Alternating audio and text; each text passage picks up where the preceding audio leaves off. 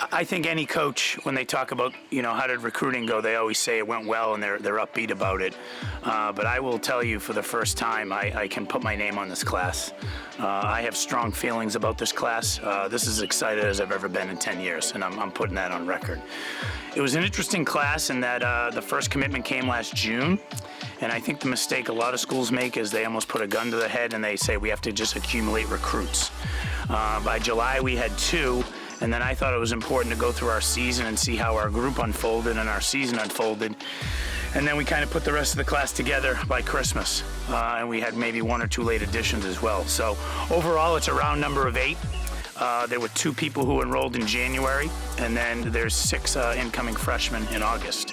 1 transfer, 7 freshmen, if you will. So I think that's pretty good balance. I think anytime you see 10 or 12 or even 13 or 14, unless it's a coach rebuilding a program, usually there's some red flags with that. So that's the first thing I'll say. As far as the makeup of the class, we were able to go into Chicago for the first time since I've been here and get a kid. We returned to Minnesota and St. Louis, which I consider to be, definitely priority areas for us. And then we definitely hit our core areas. That's Vertex Soccer out of England, got our 3rd player from there. CS USA from Norway, the Scandinavian agency, we got another player from there, I think giving us 3 or 4. And then we hit the Indy Fire. This is the 8th player we've had from the Indy Fire in Indianapolis, Cincinnati as well. So there's always going to be a transfer or 2 in this program. We got 1 from Virginia Tech, but again, 1 transfer, 7 incoming freshmen.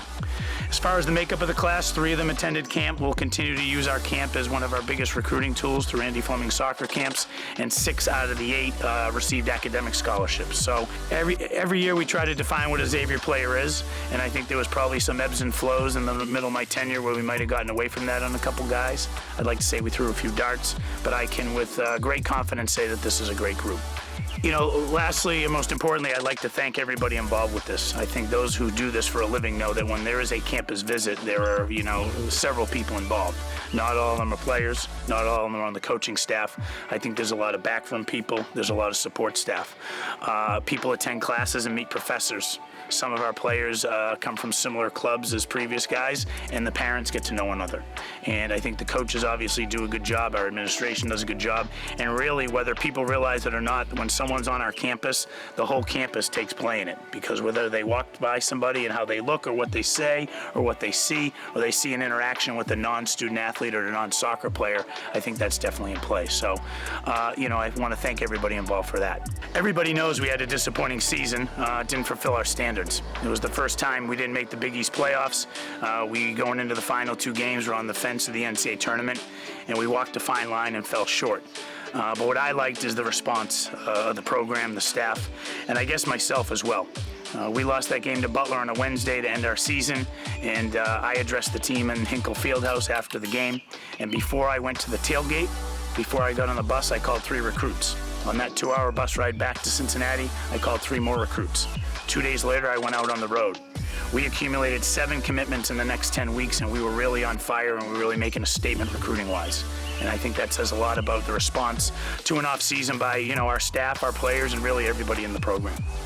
Real quick, each player is going to have a bio and something about them that you can look at in conjunction with my interview here. But one thing we've talked about with this group already is 52, 3, and 2.